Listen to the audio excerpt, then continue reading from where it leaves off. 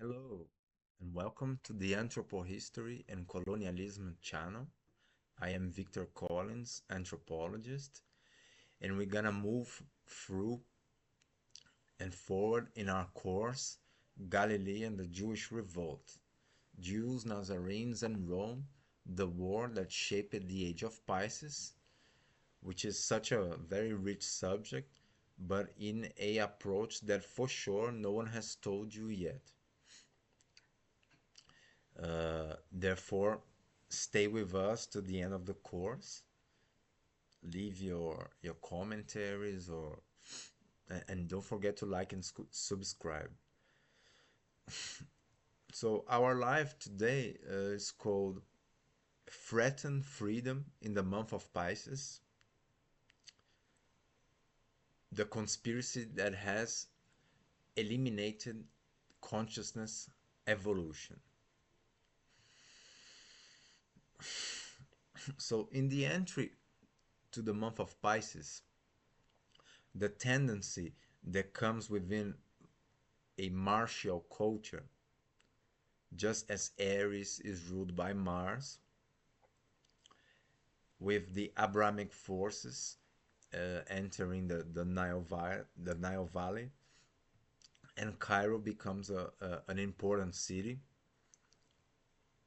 So of course we are moving back to the the transit between Taurus and Aries, so we can see better and clearer the transit between Aries and Pisces. In Imperial Egypt, this martial tendency is intensified, just as later um, between Aries and Pisces, with the policeman in the Galilee uh, at the opposition between corporative religious cultures and the astrologically and alchemist based cultures, this martial tendency is also intensified. Well, so uh, between Taurus and Aries, with the invasion of the Abrahamic forces in the Nile, known as the Hyksos invasion, right? And even Josephus, a Jewish historian, will say that the Israelite forefathers are nothing but the Hyksos, Israelite pharaohs, and many other authors agree on this. So of course we're dealing with alternative history, therefore the typical propaganda um, of yeah, well, of Israelite culture have nothing to do with Egypt, as being slaves in Egypt will be reversed here through this alternative approach. Okay, so what we see is actually that the Israelite forefathers were the dominant rulers of Imperial Egypt as the Hyksos, and they were a powerful dynasty based on advanced technology, martial law, and many other. And of course, they were called shepherd kings, which means that they were king astrologers, right? Very highly developed in their understanding of astrology. And what is important to notice is that either in the prevailing culture within the month of Taurus and all the previous months before, of course, astrology was the central science, just as astrotheology, but it was sided by a alchemist, sort of a healing kind of culture, right? So basically, a culture related to the mysteries, to Christ consciousness, and the Holy Grail. And one of the most famous expressions of this is the Nazarene order, which is a alchemist based Jewish culture. okay, also of course based on astrology. And in the other side we have a astrologically based culture which is sided by imperialism. So these are the Abrahamic forces known as the shepherd kings, right? Which means that they applied astrology and an advanced knowledge of astrology to imperialistic agendas, which still remain in the world today, since the present day imperialism is ruled by secret societies that trace their ancestors, their their Masonic roots in Imperial Egypt, right? And of course, they do deny that astrology is a serious science, but that's part of the deception, because if you take a look in all major events in in the present times, we'll see that all their moves are astrologically based. Okay, so this is the main difference within a alchemist and a imperial culture, both based on astrology, right? But directly different. In the troubled war in the Galilee, with the tension to define which culture would lead civilization under the month of Pisces, and what would be done within the territory threatened by imperialism, that is the Roman agenda. The strategy of the kingdom of Edessa was to maintain alliances with Petra, Armenia, and also Syria and Parthia, marrying within their elites, their royals, just as through the leading of King Gizatis, destabilized the Roman authority with Emperor Nero and provoked the Jewish revolt, just as like occupying the imperial throne, imploding the empire from within. So, in this tension in the Galilee, we have a situation where there were all these mighty kingdoms, aristocratic orders, right? As I said, Edessa, Syria, Parthia, Petra, which were suffering the invasion and the pressure by Rome and all its sort of treacherous kind of influence, taxing the land that belonged to other peoples, and all sorts of dishonest, um, dishonest policies. And of course, these mighty kingdoms, they married their royals with one another. A famous example is the three magi at the birth of so-called Jesus. Now we know that Jesus is a Latin term that prevailed after Rome took over the war on the Galilee and rescripted not only history, as producing the imperial Roman friendly scriptures, which are actually uh, pro Caesar and a propaganda pro Rome.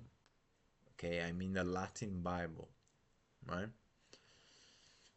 So the term for the king, the Nazarene Christ King, which is also the king of Edessa, is Isas.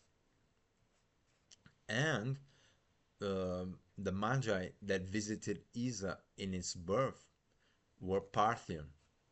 So this kind of proves that, according to Ralph Ellis, the Parthian aristocrats were, and the Magi also, were related to the kingdom of Edessa and its royals. So they intermarried their ruling classes, or simply their aristocracy, right? Just as um, they the daughter of King Aretas of Petra married King Herod, right? So this was an attempt to maintain balance with the presence of Jewish law facing Roman imperialism. We're gonna look this deeper, okay? Um, well, and then of course Roman imperialism, which included pointing out these tyrannical rulers as King Herod, the Tetrarch, and other puppets of Rome. Um, that was the time of Nero, of Emperor Nero. So Rome had these three ways of pressuring or pressing the imperialistic agenda. One is, of course, is military control over the territory, taxation. The other is the rescripting of history uh, through the big influential hand of Saul Josephus, that was this very important Jewish philosopher historian that was versed in all the Jewish literature and also Greek Gnostic literature, and as a commander of or an agent to the Temple of Jerusalem, the rabbinical elites of the temple, he was persecuting the adepts of astrological cults in the Galilee. So Josephus, Saul Josephus, was a chief of police for Jerusalem in the Galilee, um, with a foot in the Roman elites, as it says in the Acts of the Apostles with Saint Paul. So he was also a Roman citizen, and he was flirting with the Roman elites, slowly joining the imperialistic agenda during the Roman occupation and takeover of Judea, right? Um,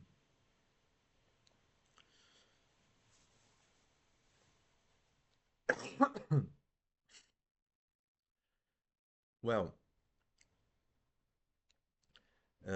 so there was a conspiracy slowly being combined between Saul Josephus and the Roman elites that worked sort of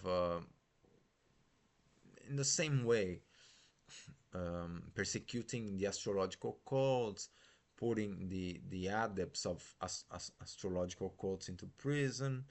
Rome was attacking many temples that held very beautiful zodiacs or mazzarots and mosaics, as we see in the slides.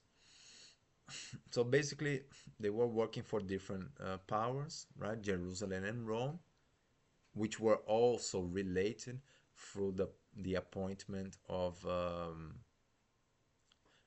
puppet aristocrats or kings, just as Herod Antipas. And slowly, a conspiracy was being prepared un- until the siege of Jotapata, where Vespasian besieged that area, that city, with the leading command of Saul Josephus, that finally made a suicidal pact, through a suicidal pact, sent all of his Jewish friends, so to speak, even though it's not really friendly, sent all of them to death, right? When Vespasian was about to take over that area, and soon after, finally joining the Roman elites, which implicated the the rendering of all the Jewish literature, including the Greek Gnostic tradition from Alexandria, the Septuagint, and so on, to the hands of Vespasian and the Flavians. Okay, so this is the conspiracy that sided the the Jewish corporative culture with Rome through a betrayal made by Saul Josephus. While joining the Roman elites, they finally uh, prepared their takeover of the Galilee, and when the process was complete, Rome, within these elites and Saul Josephus, produced the Apostle Saint Paul, right, and also the Latin scriptures. So this is the imperialistic pressure to, to take over the Galilee, right? And in the other side, we have the oh, pardon me for the noise. Okay. In the other side, there were these astrological and alchemical based cults that were also affiliated to the mighty kingdoms that I mentioned before, specifically Edessa. So there was John the Baptist with his cult in the Jordan River, a very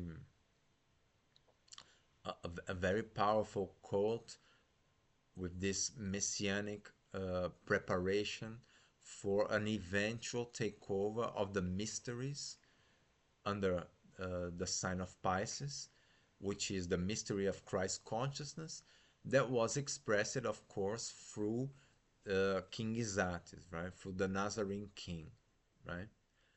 Um, and also John the Baptist's presence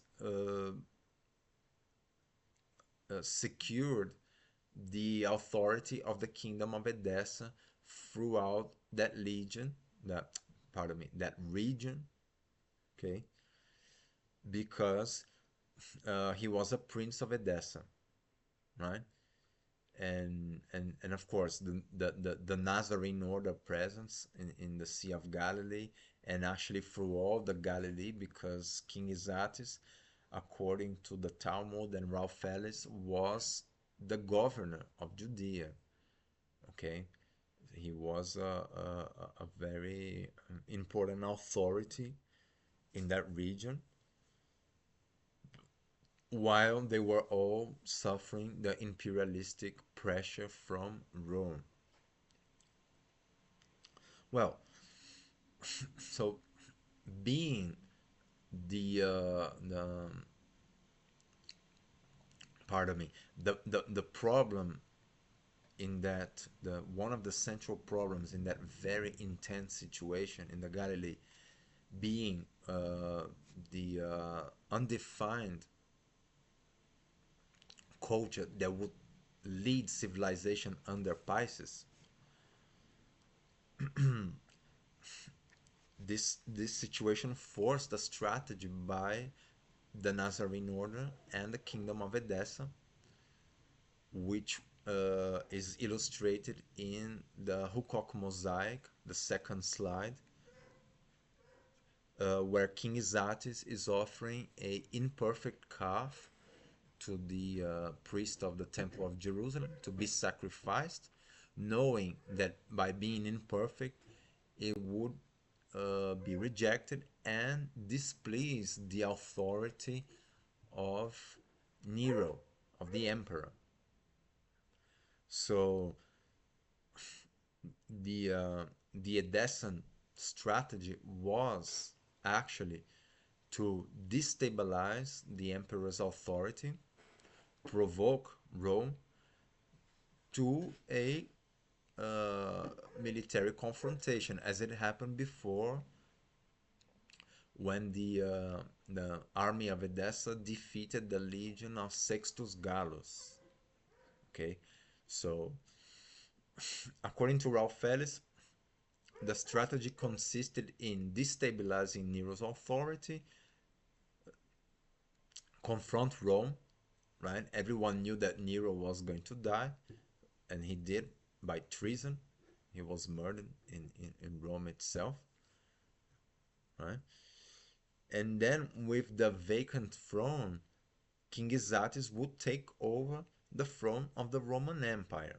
And that's why he was crucified with a purple cloak, because this is the cloak that is meant only to the Roman emperor, right? Which is the one that is crucified with this is being identified as one that was attempting to take over the throne of Rome, which is what Ralph Ellis claims to be the Nazarene descent strategy. And then I would add my own interpretation, which is simple logic. Why would the kingdom of Edessa wanted to take the throne of Rome, considering that the situation was very dramatic, right? Because there was a chance of the culture based on the mysteries of Christ consciousness, astrology, the Holy Grail, lead civilization under Pisces. But facing the imperialistic um, threat of Rome, this was really this was really threatened and could not happen. So very possibly the Nazarene strategy or Edesson was to take over the throne of Rome to implode the empire from within and then prevent that this kind of imperialistic messianism centered on the demiurge uh, perform a takeover under Pisces, which is what eventually happened, right? So the Nazarene order dispersed after the Jewish revolt. All the other kingdoms based on alchemy and the mysteries were deleted from history, right? That's why Ralph's work is so important, because he's relying on the historians that are outside Latin control, such as Moses of Corinne or the doctrine of Addai, and other very important authors that can think outside the Roman rule, right? And this is why Ralph's work is such a revolutionary, because it's bringing a lot of information that Rome struggled to delete or to manipulate, right? And actually it did succeed. Um it did succeed largely, okay? And well, so this messianic imperialism took over under Pisces with the central cult of Jupiter Capitolino Zeus, which is, of course, Jupiter is the ruler of Pisces, right? And it's simply a variation of the cult of Zeus, which is the same as the Aton, or what the Gnostics will call Yaldabaoth, right? So the demiurgic cult took over. They fashioned this whole messianic imperialism, all the Latin theology that we've been sort of strangled, let's call it, for 2,000 years, right? This whole theology that the Son of the Father has paid for our crimes on the cross with his blood and so on, right? And it's important to mention that um, there was a Descent Nazarene strategy to prevent this when the throne of Rome was vacant, but it did not succeed. And one central reason why it did not succeed is a astrological one. It's because when the month of Pisces began, it was a time where our sun was very distant from Sirius, considering that our solar system is a binary one. So we read in many authors um, about the golden, the silver, the bronze, and the iron ages. And the reason for these variations is the distance between Sirius and our sun. As in the month of Pisces, the distance was already uh, very large.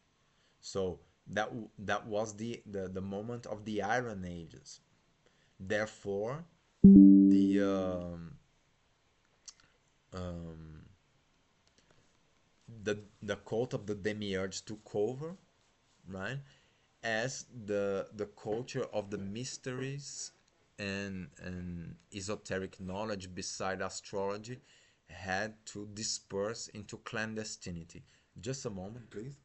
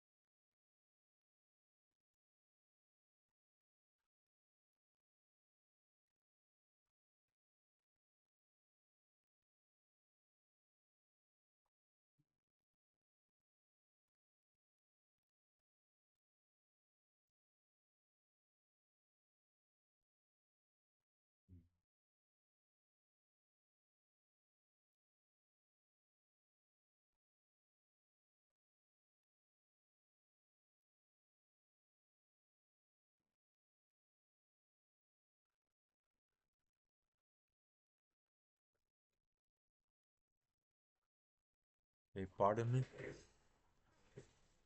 Well,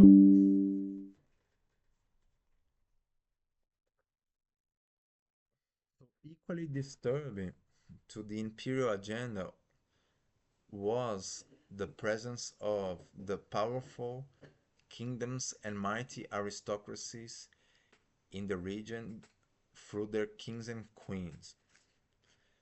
Isatis of Edessa was leading this astrologically based cult to the zodiac that was Hellenized. It was based on Chem, right? Uh, in the Bible, it says that out of Egypt I have called my son. So Isatis was educated in the land of Chem. In the Talmud, the leader of the Jewish revolt is referred as Bar Kamsa, son of Chem, and King Abgarus, which is one generation earlier than Isatis, with that very famous story of the Mandilion on the yeah the Mandilion with the image of Isatis that healed King Abgarus from a distance. Um, he was called Abgarus Okama. So it's all based on Chem through the Hellenes. That's why we see in the slide we see Helios in the center of the zodiac. Okay. Well, Isativa was protecting the temple and the synagogues from the Roman military attacks, right? Showing high defensive capacity while protecting these rich and beautiful mosaics, the Jewish Mazarots, that were surely of a very high cost, as was also the Huqoq mosaic. And because of this care, these such beautiful works were preserved until today. And Ralph's great work is is very successful in the sense that he fitted the whole research on historiography, the scriptures, the archaeological findings with the zodiac or Mazarot at Hamat Tiverius and the Huqoq mosaic. So read his books, right? Jesus, the Kingdom of Edessa, it's all there and it's proven in an incredibly amazing way. And of course, because these works were very costly, um, this proves that their financiers were very wealthy people, and that's the point about the Kingdom of Edessa and the Nazarene order. Okay, we're talking about an order of truly powerful and wealthy kings and queens. Well, as I mentioned, there was the presence of John the Baptist as leader of the Jewish messianic cult, where his revolutionary aspect of his cult he maintained intact and fortified the cult to astrology, just as the mysteries of Christ consciousness and the sacred marriage of our Holy Grail under the leading of his artists, as he maintained the authority of the kingdom of Edessa over the territories, right? Well, so that was a very tense situation because uh, the kingdom of Petra and the Nazarenes, through the marriage of King Aretas of Petra's daughter, called Phasaelus, and her marriage with Herod Antipas, the tetrarch of Jerusalem, the strategy was to maintain a certain sovereignty of Petra, Edessa, and the other kingdoms over the lands that were being taken by Rome and being taxed, as maintain the balance of Jewish law within uh, within this imperialistic threat. Okay, so as yeah, as it says in the Bible, Jesus says that what not one jot of the law of Moses will be changed. So through these alliances in marriage, they were trying to maintain the presence of a Mosaic law, right? Since Rome was really threatening to take over, and this marriage between Phasaelus and Herod was part of this strategy. And what happened is that Herod has decepted the agreement with Petra, divorced Phasaelus, sent her back home, and married his niece or someone of his family, uh, Herodiad, which is the mother of the famous Salome. And meanwhile, John the Baptist was working his messianic cult in the Jordan with that highly intense revolutionary atmosphere while preparing the coming of the Messiah, which is not necessarily the coming of a individual as the Messiah or Savior.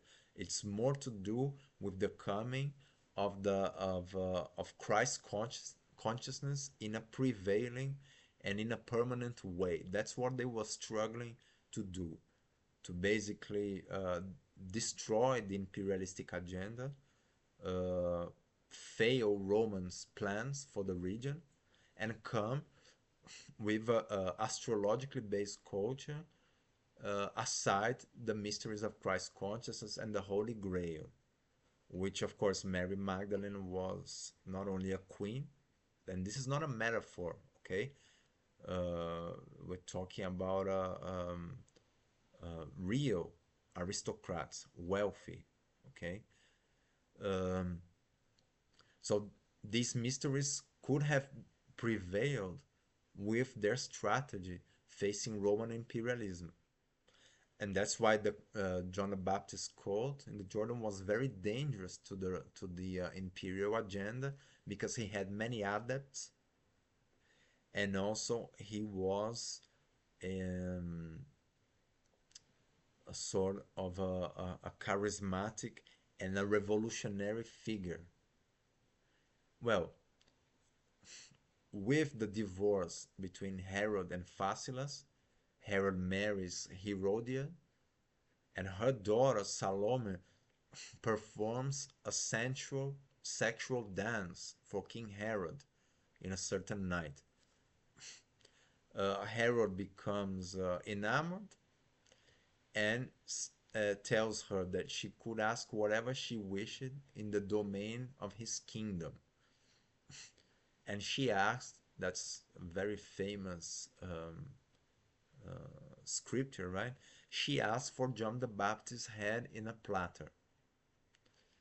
Um, and then, of course, Herod sends his police and army after John the Baptist, that is seized and decapitated.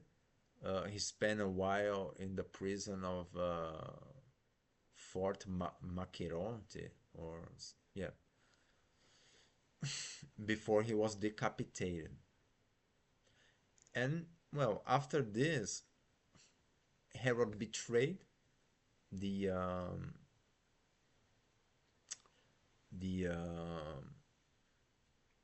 accord with Petra, betrayed the Jewish law, basically declared war against the presence of the Jewish law. Uh, and this favored Roman's agenda, of course, as he had murdered for decapitation a prince of Edessa. So what happened, according to Saul Josephus, is that Petra joined an army with what Saul says Syrian fugitives after from beyond the Euphrates, which is of course now Saul is already working for the Romans, right? So he's trying to disqualify Edessa and delete them from history, right? This is typically common, as Isatis and the kingdom of Edessa was the arch enemy of Saul Josephus and the Flavians, right? So this was discovered by the great work of Ralph Ellis. Petra joins forces with Syria, or Syria Edessa, that come down to uh, wage war against Herod Antipas, and that's what happened, right? So this was another terrible cause for the Jewish revolt there. Okay.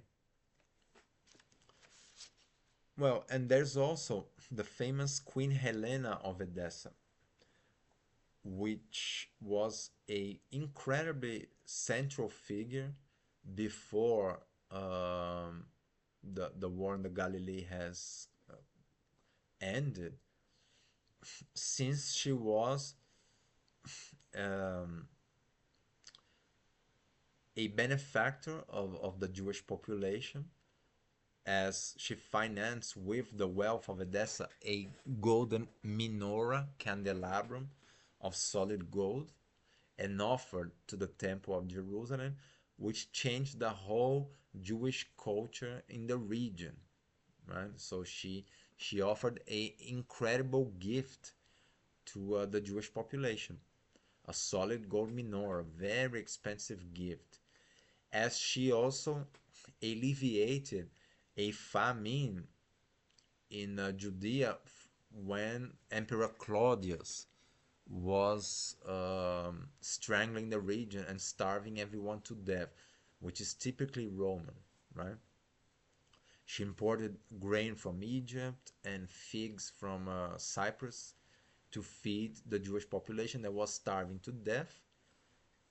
And also she built and had and held the biggest palace in Jerusalem, in the popular area of the city, opposed to the elite area where all the rabbis and the Jewish corporative elite was established. In other words, she was a benefactor, she became a celebrity, okay? And she was, of course, the mother of King Isatis, right? Uh, in other words, we can equate her as Mary, right? Of course, Mary is not the name of a person, it's simply a term that means pure, right? Which is referring to the cult of the Virgin Queens. Okay, so that's a very big subject. Um, but anyway, she can be considered to be Mary and also the mother of King Isatis when while Isatis went to war, one of the many battles the kingdom of Edessa was uh, confronting. She promised that if her son came back safely from war, that she would convert to Nazarene Judaism, right? Which did happen. So she was also a very learned and very refined woman in the sense of the esoteric Jewish culture, okay? Which simply means that she, as a woman, had access to a male dominated world.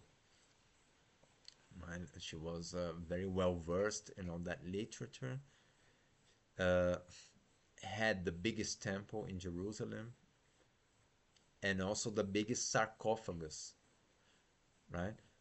That was kept in the Louvre Museum in Paris. And when Ralph Ellis went to visit the sarcophagus, they denied him the existence, saying, "We have no such thing," right? And after a while, through bureaucracy and all of this, finally Ralph Ellis has met the sarcophagus, which simply means the whole conspiracy to delete these very influential aristocrats and powerful royals from Edessa, right? And all the other kingdoms, right, in the region that were already there millennia before Rome took over. This conspiracy is still going on until today, which means that Helena, as the main queen of Judaism, even though it is a alchemist and astrological based Judaism, which diverges totally from the corporative Judaism, right? Based on the rabbinical elites and the Sanhedrin and so on, she has been entirely deleted from history, and they still deny her existence and hide her coffin, right?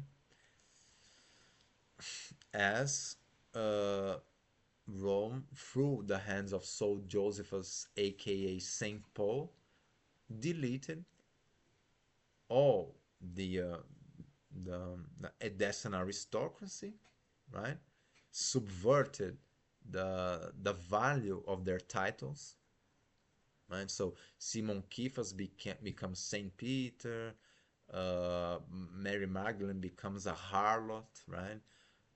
King Isatis becomes a poor carpenter. This is a very clever and deceitful manipulation that disqualifies the aristocratic order of Edessa and turns them into uh, poor figures, right? That's how Rome waged war against these mighty kingdoms, right? And finally deleted all of them from history. Okay, well, this conspiracy is still going on, right? And in the other side, Ralph Ellis works is has been capable of rescuing all of this and bringing what seems to be the true story back to light. Thank you very much. Uh, Please join us to the end of the course, and don't forget to subscribe to the channel and give your like. Thank you.